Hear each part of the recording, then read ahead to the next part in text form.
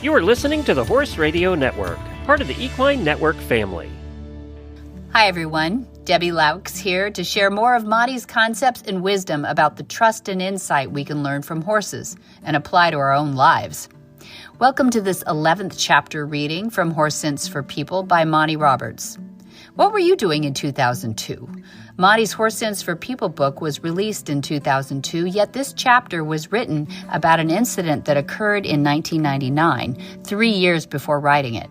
This incident still stood out in Monty's mind enough to highlight it as an admonition for each of us to consider where we stood on supporting violence, even as we denounce it. It's chilling how this chapter could have been written even today as we humans struggle with the presence of violence around us. The road to Columbine.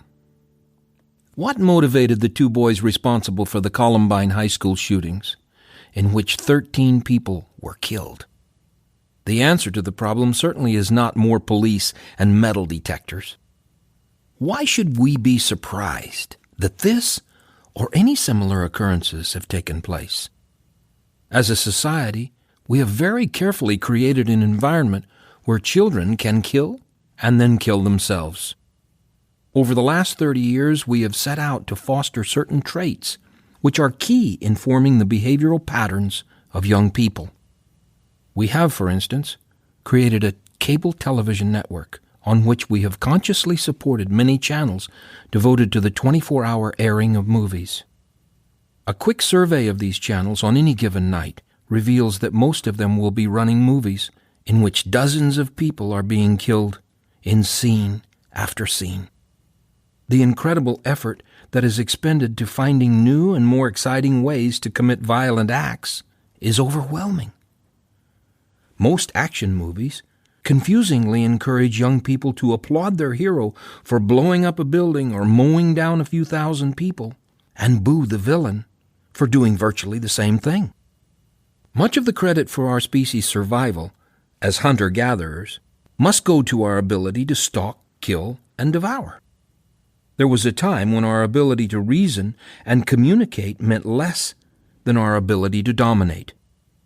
We are having a hard time developing into a civilized society without the need for physical superiority. Many argue that our innate appetite for violence can be satisfied in a vicarious fashion, that those of us who buy tickets to professional wrestling, boxing, football, and other martial arts are answering that call. Then there's the matter of behavior. Another disturbing characteristic of many of the action films is to endow heroes with celebrity status and encourage young viewers to see as acceptable truly atrocious human behavior. It was appalling that Time magazine exposed the existence of the videotapes made by the two perpetrators of the Columbine atrocity and allowed them to be shown on national television. Was it surprising that those two boys named the most influential computer games as their role models?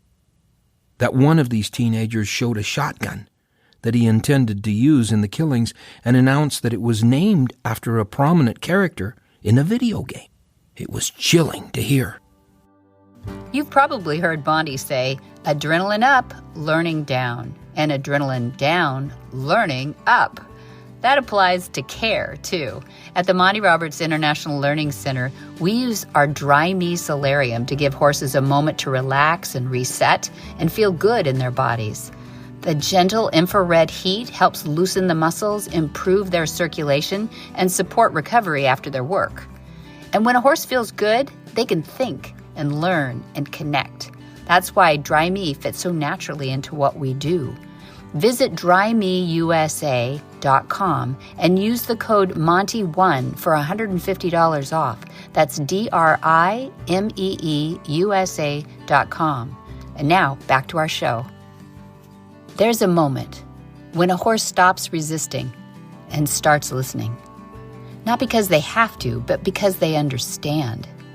That moment is what Monty Roberts has spent a lifetime teaching. With the Equus Online University, you can learn to create that moment yourself. Step by step with real horses, real situations, and Monty guiding you along the way. It's not about control, it's about communication. Visit MontyRobertsUniversity.com. Because if you listen to your horse will listen to you. I read the names of Hollywood directors the boys predicted would be fighting over their story. These boys were willing to slaughter others and kill themselves for a piece of celebrity that we held out to be so desirable. I suggest that at least in part, a goal of celebrity is responsible for their destructive behavior. It's easy to blame the entertainment industry for the content we criticize. But it would not exist if our society didn't want it. We consciously buy theater tickets and turn on the television set. We clearly decide where we go and what we watch. The entertainment industry only responds to our demands. The most important rule governing my concepts is that we should be responsible for our own actions and the consequences thereof. We can choose to be aware or unaware of the example we offer our children. For example, consider a mother with 2 young boys. One is 12 and the other is 9. You hear the mother say to the 12-year-old, "Johnny, stop hitting your little brother, or I'm going to hit you." What sort of message could this possibly send, except that when Johnny is bigger than his mother, it's okay for Johnny to hit her?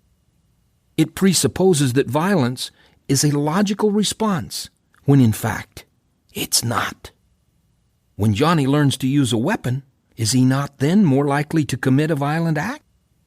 Violence will almost always return to you in a similar form. Within a few days after the Columbine school incident, certain people appeared on television saying that the motion picture industry was not at fault.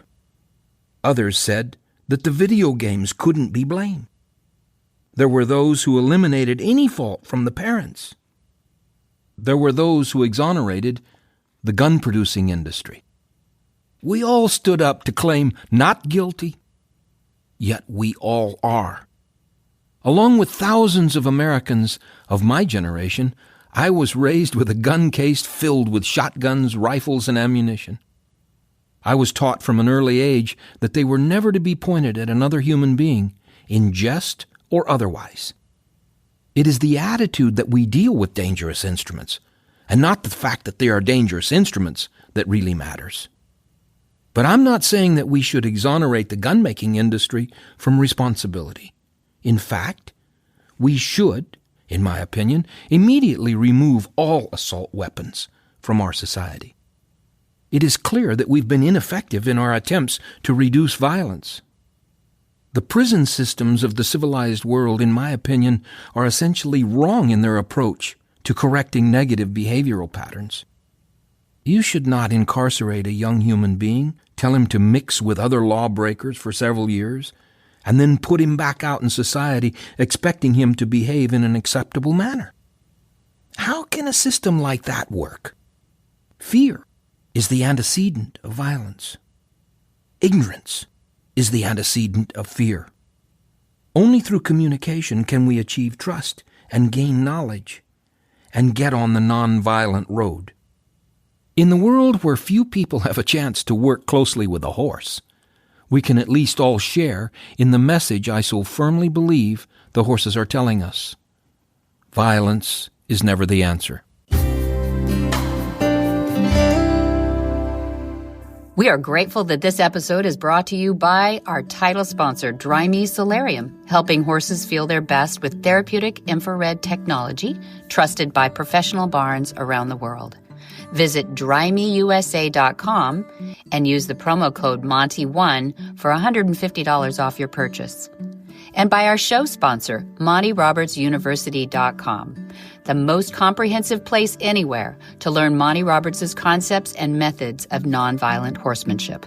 For details about today's show, go to HorsemanshipRadio.com, where you can find links and photos and more information about our guests. We love connecting with our listeners, so please follow us on Facebook under facebook.com/Monty Roberts, and Instagram.com/Monty_Roberts. Be sure to visit all the other great shows on the Horse Radio Network at horseradionetwork.com. Until next time, have many happy horse hours.